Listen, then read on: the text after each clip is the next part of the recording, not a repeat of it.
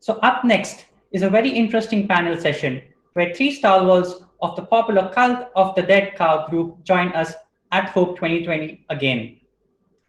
The title of this panel is Hacktivism Rides Again, and our speakers, Oxblood Ruffin, Joseph Min, Omega, and Java Min are here with us today. Friends, I'll let you guys take the stage and let us know the new initiatives and strategies to fight surveillance, racism, and disease.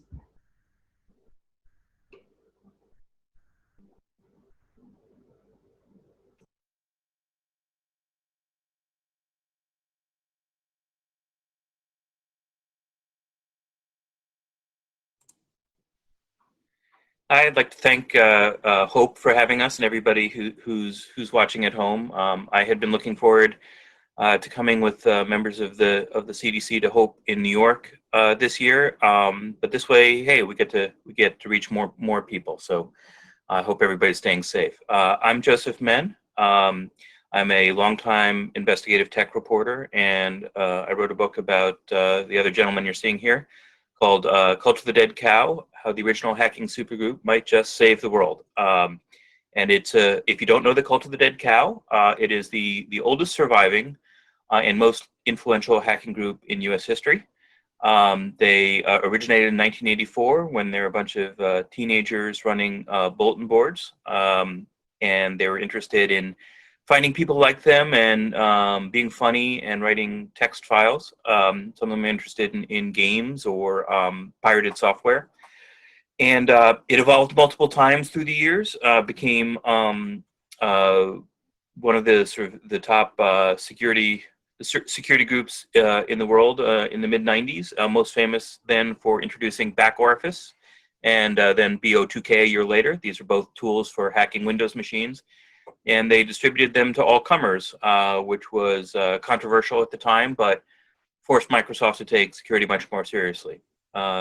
This panel is called Hacktivism, There and Back Again. I'd say that the CDC is probably most famous for having invented at least the word hacktivism and sort of crystallizing the concept, though it had multiple definitions over the years. My favorite is that it was hacking and security work in service of human rights. And this is something that has only gotten more important as tech has become more central to everybody's life and security has become more central to technology.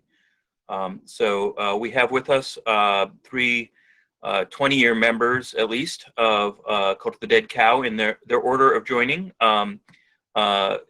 Omega, give a wave, Omega. Real name, Michael Kubeka. Misha joined. Well, I'll let him say, but he's here today because he's still doing interesting things now. But he's the man that came up with the word hacktivism. Next is Oxblood Ruffin. Give a wave, Oxblood, if you would. There he is. Real name Laird Brown. Oxblood is really the godfather of hacktivism. He was its champion within the Cult of the Dead Cow and launched a spin-off called Hacktivismo, which was devoted entirely to hacktivism efforts many years ago. And then Java Man, the last that you'll hear from today. Give a wave, Java Man. Real name Adam O'Donnell.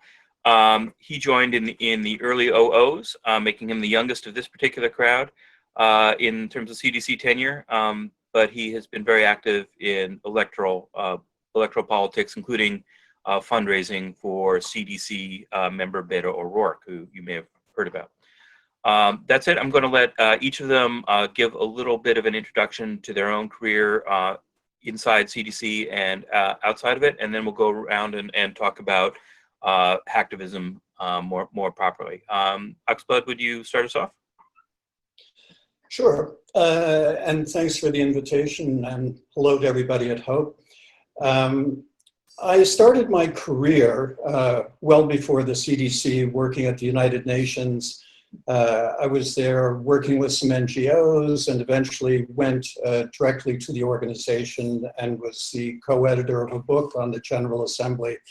As a result of that, I learned all of the arcane features of the General Assembly and ended up doing some consulting there.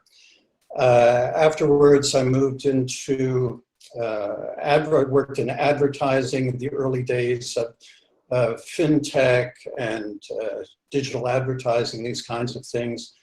Joined the CDC in 1996 after a lengthy correspondence with the Death Vegetable.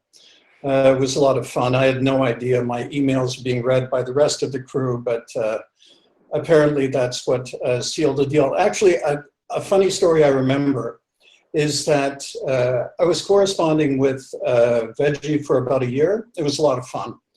And then at the end of that period, I got an email from Grandmaster Rat, who runs the CDC, and said, okay, you're in the CDC now. And I thought it was a joke. I wasn't sure. And so I turned to one of my work colleagues and I said, you know, I just got an invitation to join the CDC. And he goes, no way, you're a moron. Those guys would never have you in. But it turned out that in spite of being a moron, I was actually invited to join. So I was always interested in, I mean, I thought the CDC was cool as hell. And at the same time, I was also very interested in developing some kind of online activism. I didn't know what that was, but I thought for some crazy reason the CDC would be the perfect group to do that with. So as a result, I got permission to get Hacktivism together, started recruiting people internationally.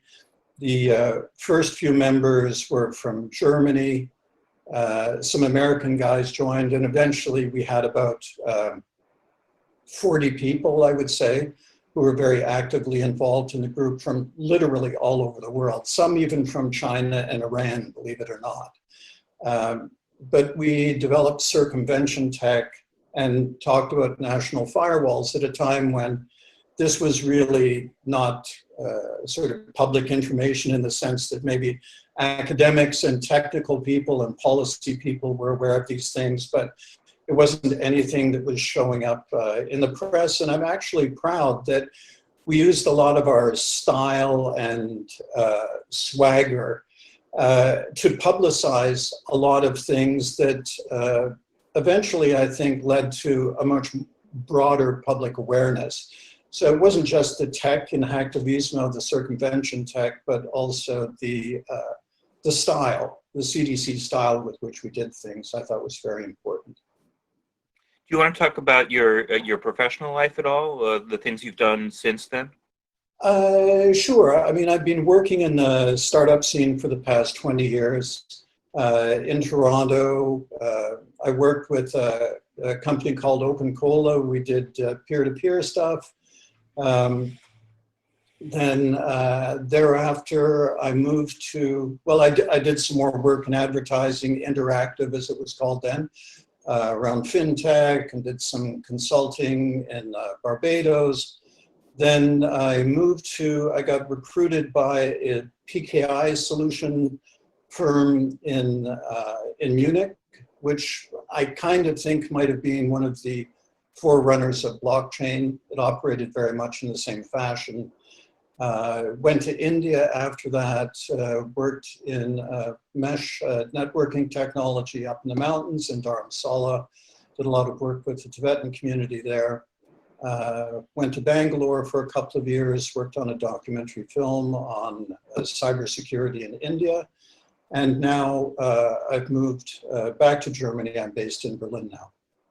Yes, one of the things that I really like about the CDC message, I guess, is that you can do really good work in any venue, whether you're working inside a big company, a small company, your off hours, volunteerism things, contributing to open source projects, or even in government, you can do really good stuff. And so I like that you have like recognizable, like I think a lot of people in tech could relate to your some of your day jobs, maybe not all of them, but some of them. You're kind of, you wear a superhero cape sometimes, and then you're kind of like a regular tech guy the other times. I think that's interesting. I still don't know what Misha does for a living. Excuse me, Omega. He won't tell me, but I know what he's done in his private time. Omega, can you give us a little bit of your history inside and outside of CDC? Sure. I was a teenager in the 1980s during the era of online bulletin board systems. Like many of my peers, the movie War Games inspired me, tempted me, let's say, to investigate the computer underground. I kind of grew up in the underground reading CDC text files, reading anything I could get my hands on. In 1990, I moved to Boston, where I met future members of the Cult of the Dead Cow and Loft. In 1992, I became a member of CDC. So I've been a member for about 28 years. 2 more years and I'll get a gold watch. That's what really sold me on membership, was the CDC pension plan. Grandmaster Rat made me the editor and archivist for CDC because I had mastered punctuation, the lost art of double spacing. And then for CDC, I also curated a media list of all our news clippings to track the progress of our global domination. I've kept an informal archive of CDC-related things for about 30 years. In my day job, I work in computer security. I've been a computer security professional for decades, several decades. I've worked mostly in financial, but also in startups, in tech startups over those years. Okay. Java Man, you want to give us a snapshot of your background here? Sure. I was actually born in West Philadelphia. I was raised in the city. I went to an art and math nerd high school called Central High School in North Philadelphia, and it really shaped me pretty heavily. We were all kind of nerdy introverts who were into, a lot of us were into the arts and math, and I would spend my time at home playing with electronics and using this thing I had on my computer called a modem, dialing up into BBSs. Read CDC T files and other people's T files, and at the same time, I'd make zines with a buddy of mine. We'd use photocopier and end up writing random stuff. So there's this priming, I feel, that happened. And there was a couple people I really kind of got me in high school, but I was a little bit more I don't want to say mischievous, but I would say, just liked doing things a little bit differently that weren't exactly by the book, I guess you would say. And so I didn't really have my people amongst the people I went to high school with. I mean, there were certain parts of them that really spoke to me, but certain aspects, weren't fully there. And then I finished high school, and I had an amazing education in high school. So when I got to college, I kind of didn't have to work that hard towards my bachelor's degree in electrical engineering. I spent my free time exploring computers more, more in depth in other people's systems, for example. And I would start taking a train from North Jersey, where I was working an internship, to New York, and went to New York City 2600. And from there, couple of the people there took me up to, this is actually where I think I first met Emmanuel many years ago. But that crew took me up to Boston, and I ended up meeting a bunch of the Loft guys, Kingpin and Brian Oblivion specifically. I really fell in with those people. It was like finally other people that did hardware crap and had a little bit of a tweaked view of what you could do with hardware. And that part, I was like, I started really feeling like, I'm starting to find my home. At the same time, I think also from my high school experience, I had this a little bit of a interest in civil rights and human rights, and thought about how I could apply these to the broader computer security world. And that interest lined up with some other people's interests, as well as the CDC interests, and that's how I ended up becoming involved. And it spoke to a lot of different parts of my personality and the things I was interested in and the way I carried on my life. Then professionally, I have a doctorate in electrical engineering. We actually have a couple CDC members that have their PhDs at this point.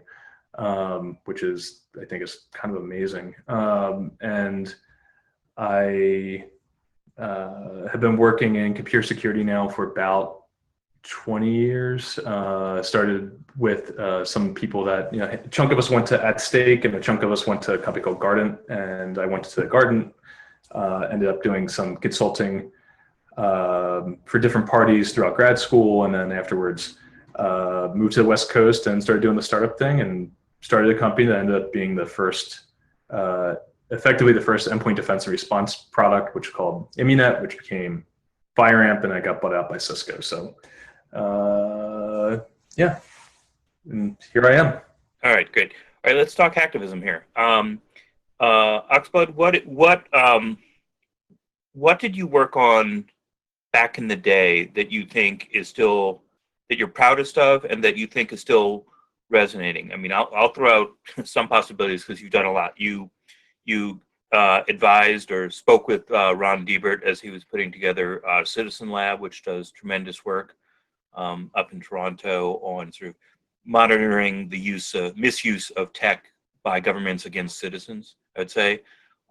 You helped, through your circumvention work, you helped spur the development of Tor, sort of like a friendly rivalry. Obviously you drew attention to what was happening in China with the Great Firewall and inspired a lot of people to work on helping people there, reach the open internet. What have you, what has is sort of lasting value and importance of those or beyond those that you're proudest of? I think maybe two things. We developed basically an onion routing network developed by the Mixter called the 6-4 system, very akin to Tor. And also we put out Tor Park, which was the first Tor browser, and I think was ended up in that ecosystem. But actually, I think the thing that I'm most proud of, and it may seem like a weird interest, is the Hacktivism Enhanced Source Software License Agreement, which was essentially a open or a transparent, not open source, but you'd say a transparent license, very much like the GPL that had some restrictions on how the code could be developed. For instance, if it were seen to or exploit the user in some way, then theoretically and probably the perpetrator would be liable.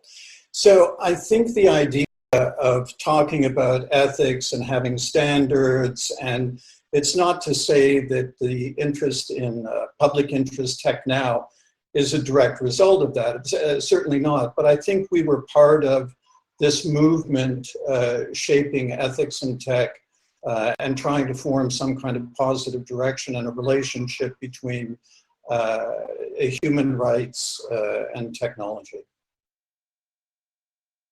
Okay, let's fast forward and sort of talk about present day stuff. You're all doing things that are sort of different strands of hacktivism, but I think are really important and interesting in their own way. Oxblood, let's stick with you here.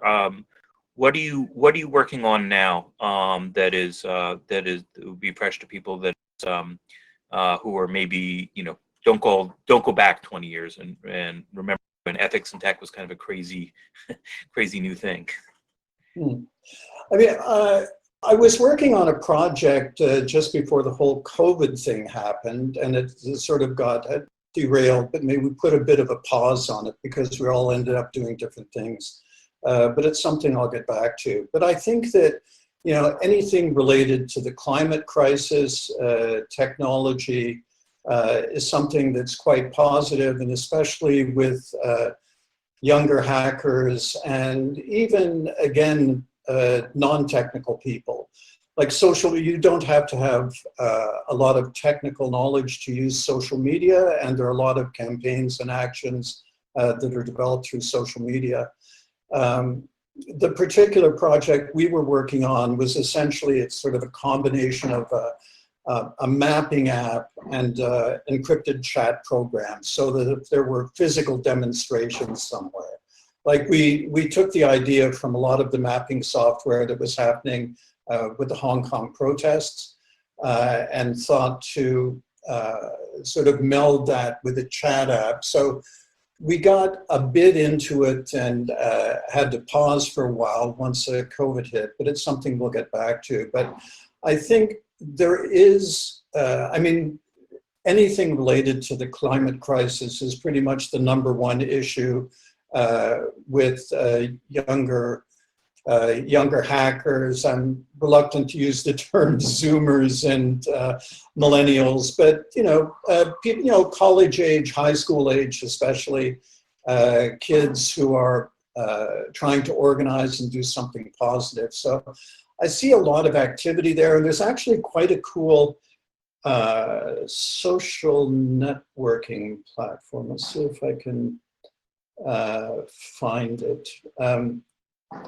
I might have to look it up maybe when somebody else is talking, but there's an application that was developed by an NGO in Sweden, and it's essentially, I think it's called We Don't Have Time. I'm pretty sure that's the name of it, wedon'thavetime.org.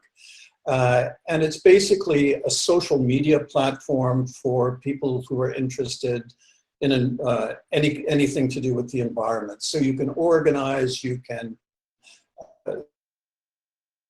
start campaigns, you can post news articles or comments. So I think that, like that particular platform, I think is quite interesting and a good way to organize.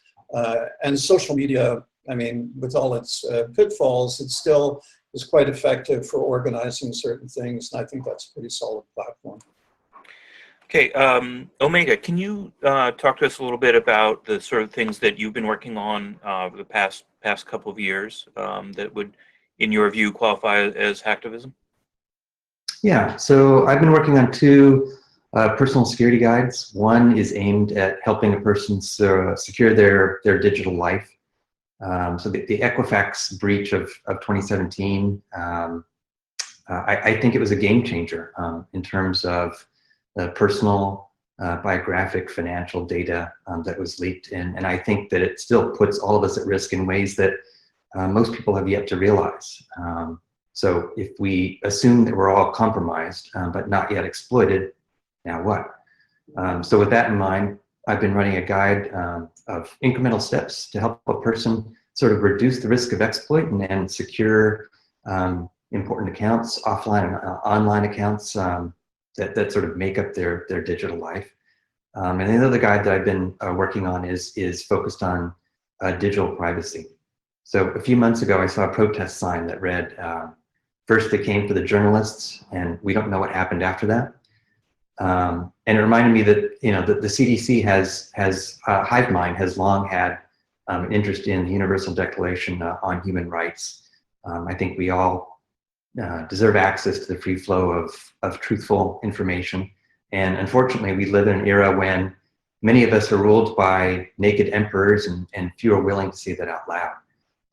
So I'm trying to think of what are ways that we can, what are things that we can do to enable truth tellers, journalists, human rights researchers, activists, to enable them to safely speak truth to power. And so those are the kind of the 2 projects I've been working on lately. Hey, Java Man, you're sort of the designated real world electoral politics art of the possible guy. What have you been working on the last couple of years? I went from thinking that being in Philly, I'd do things like drive people to the polls. I remember one time helping a woman who was in her 80s in a rougher neighborhood, put her in a chair, carried her down her front steps, put her in a car, drove her to the polling place, carried her down steps again with a couple other people, make sure she voted, and then carried her back home. And I thought that would be enough, that kind of like ground level, get out the vote type campaign. And after 2016, I and my friends became incredibly concerned that all the technology that we built during our day jobs would become weaponized back against us to enable things along the lines of camps and re-education centers. And we were horrified about that idea. And so the idea is like, what can we do, given the resources that we have, to prevent that from happening? And so it's like, well, we knew we worked in tech, we had monetary resources, we had social networks, and we were able to do some data analysis. And so we decided to start building fundraising efforts for Democratic candidates in marginal districts. And I don't believe, I want to be clear about this, I don't believe that everything begins and ends at the ballot box. It takes, civil society takes everyone participating at every level to be able to move the needle towards what is just and right for all of us in our democratic society. And that means organizing protests, getting messages out, doing education, running for local elections, running for state elections, and then running for federal elections. What we were seeing is that it felt like for people with my political values, left wing, there's a lot being left on the table. A lot of districts were not having Democrats run because they thought they were unwinnable. The reality is that every district at every level should have someone running from at least two parties and possibly more, because otherwise you're not going to be able to convince people that at the national level there's someone to speak for them. And so I organized some people to fundraise for Beto. I think we either through one of the first fundraisers in California for him. It was very early on, and from that we pivoted over to funding. I worked with the Great Slate, and there was only a handful of us that got that started, and ended up raising about $5 million for I think 13 different, in the end about 12, 13 different House races that helped as one part of the wave that powered the 2018 House takeover. And now we're working on trying to do the same at the state level, because if you were able to if you're able to control the state houses and break a Republican trifecta between the lower, upper, and the governorship, you have a say in the 2020 redistricting. The reason why things don't change and you go to the ballot box and you keep voting and nothing changes for you is that there are people who are in power that have built structures around it to prevent your voice from being heard. And the only way to fight that back is you have to show up every single time at the ballot box, look at the core issues that are actually driving it, and push in every possible seat up and down the ballot. And it's going to take time to undo the left's, frankly, our own belief that things will just get better naturally on their own.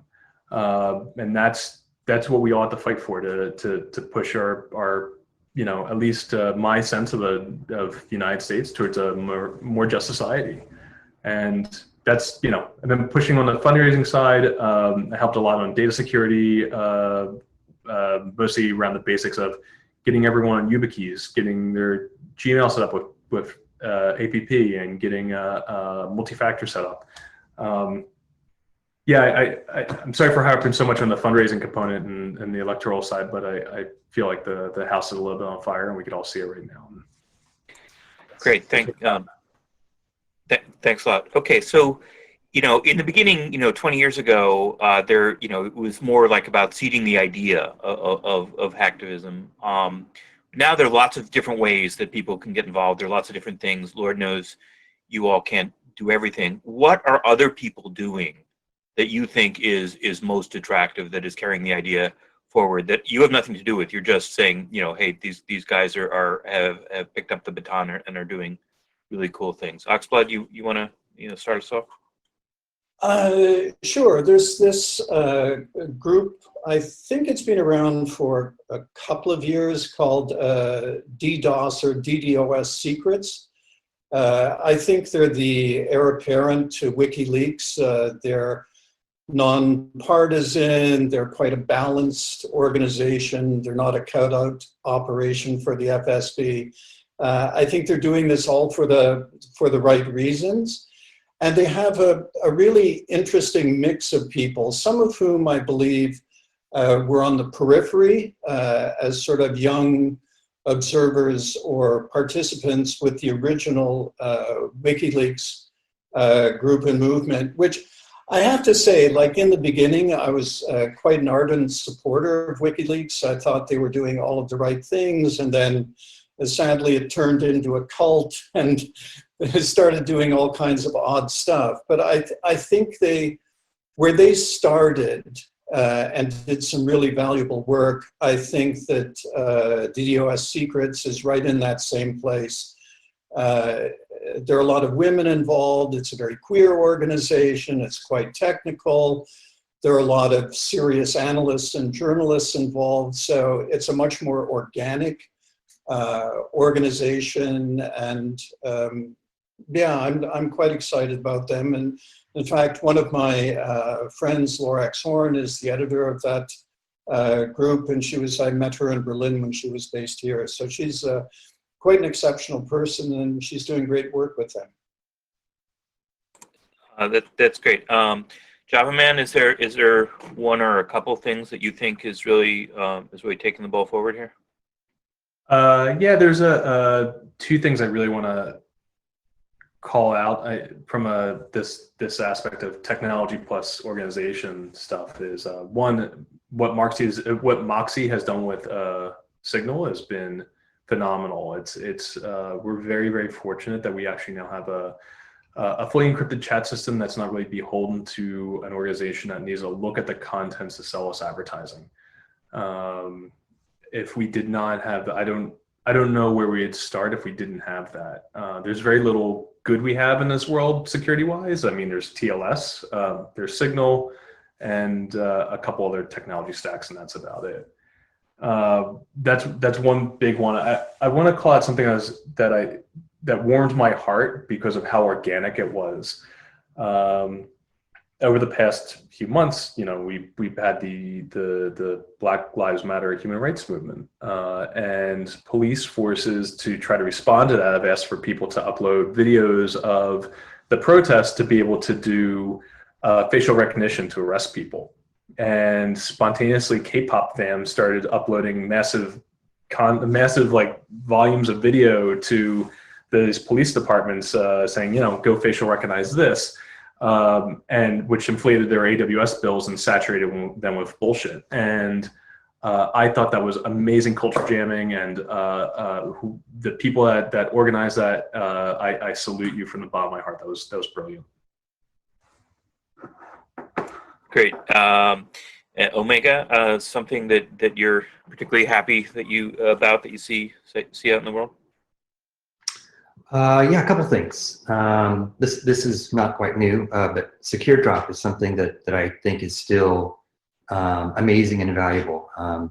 Whistleblowers in particular have sort of become important in the last year, especially year or two. And Secure Drop, developed by Aaron Swartz and Kevin Poulsen, facilitates the secure communication between journalists and whistleblowers. Right. So I think this is something critical. What Signal is to secure messaging. I think Secure Drop is to whistleblower communication. So I think this is incredibly important, especially to getting knowledge out to the public, to getting an informed electorate about what's really going on. There's been a lot of news stories about algorithms and kind of like the downsides of algorithms, whether it's facial recognition or other things. But I think there's been some really interesting things being done with algorithms. Los Angeles County is using an algorithm to clear 50,000 pot convictions now that marijuana is legalized in California. If they had to do that by hand, that would take forever, right? So I thought that was really interesting. I like what Joshua Browder, he's the person behind Do Not Pay. I like some of the things he's been doing, including he's essentially written a chatbot that automates the process of contesting parking tickets and small claims. And he's sort of single-handedly saved ordinary people millions of dollars per year just by trying to automate these very bureaucratic processes that often work against ordinary folks. Okay, and we're almost out of time, but if any of you want to call out like an area where you think there hasn't been enough hacktivism, that is more of a green field for people who are just exploring this on their own for the first time, I'd like to hear that. So whoever wants to say anything, but make sure to unmute first. I've two big things. I mean, I don't know how young the crowd is watching, but go watch Max Headroom if you get a chance. It's almost a little bit prophetic of the future, but one of the things that the show was about was independent journalism being able to call truth to power. And we are living in a society where there's a portion of the population wants to drive us into a post-fact world, and it is getting us into deep trouble. And there are certain organizations out there that are doing these very data-driven, open source intelligence type reporting that I think has massive implications for those of us who value self-determination and living in a free world. And one of those is Bellingcat, which did amazing, well-documented storytelling around the MH17 shooting down, the Skripal poisoning, and a couple other stories. So I think that taking the model that Bellingcat has applied and bringing it towards other areas where you're seeing people bending the truth to try to push forward an agenda, it doesn't have to be that you're fighting you know, the descendants of the KGB. It can be that you're using it to push back, you know, tell truth to power and give real, documented, demonstratable ways that our leaders are lying to us. Another one I think that's really important right now is a full-blown data archive of all global COVID deaths and illness that with full citations, and making this available to social scientists. There are several states in the United States that's trying to hide this data because they believe that that will allow the economy to reopen again. And the reality is that will allow the economy to reopen again as people not worrying about being sick. I think that sadly, there's such an attempt to hide this data that we're going to need to apply some of the techniques that you saw applied by Dr. Patrick Ball with the Human Rights Data Analysis Group, where they tried to show that the number of excess deaths in some areas actually caused by actions of a government versus, you know, some happenstance. I think we're going to need to apply some of the same techniques to actually be able to tell a story of how the pandemic is affecting certain people in certain states. And it takes software developers who know how to aggregate large amounts of information and glue it all together and deduplicate it. This is something that social scientists may struggle with, people in different governments may struggle with, but this is something that if you're working in software right now, this is something you do day in and day out. And I encourage you to build open tools to be able to do this. Anybody else want to say, you know, you all go, you know, see if you can do good work in this area?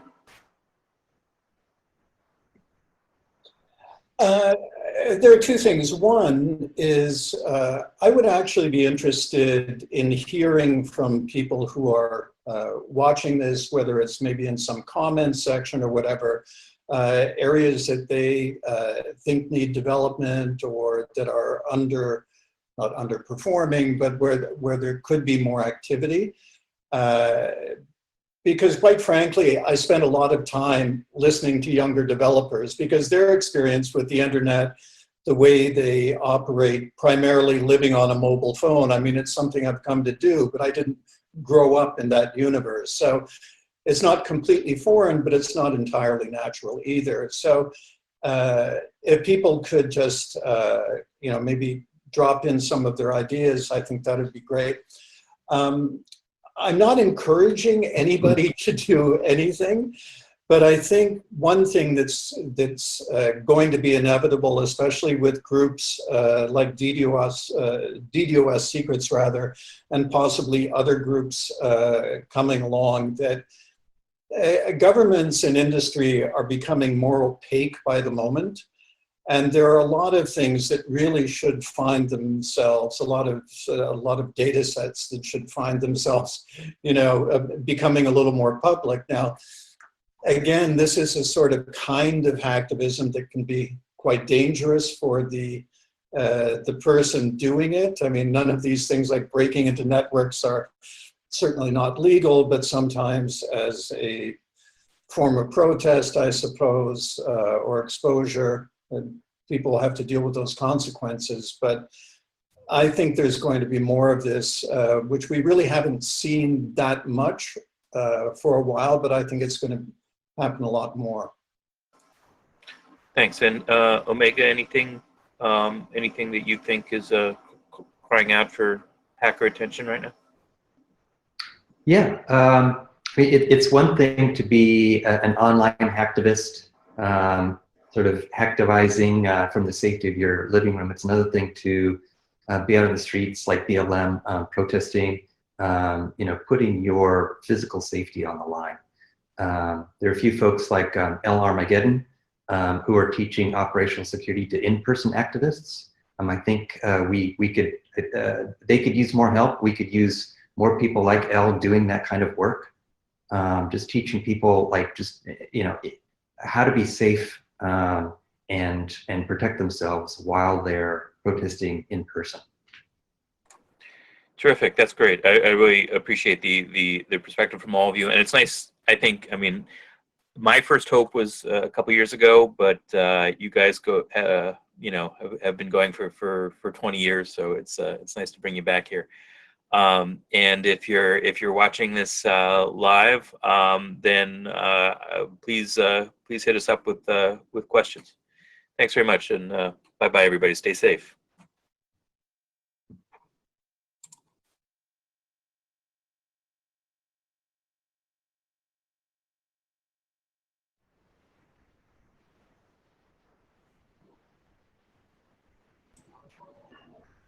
Welcome back, guys. I hope you all enjoyed the valuable insights and learnings from our panelists. We have them all live with us now, and they would answer your questions that we've received on the Matrix. So, Joseph, you would want to start? Yeah, good to be back, and thanks everybody for the questions. They've been really good so far. Keep them coming. To begin with, I like the time travel one. What would you go back and tell your teenage hacker self? So Omega, you started out young and hackery back when that was a real risk. Anything you would advise your younger self now?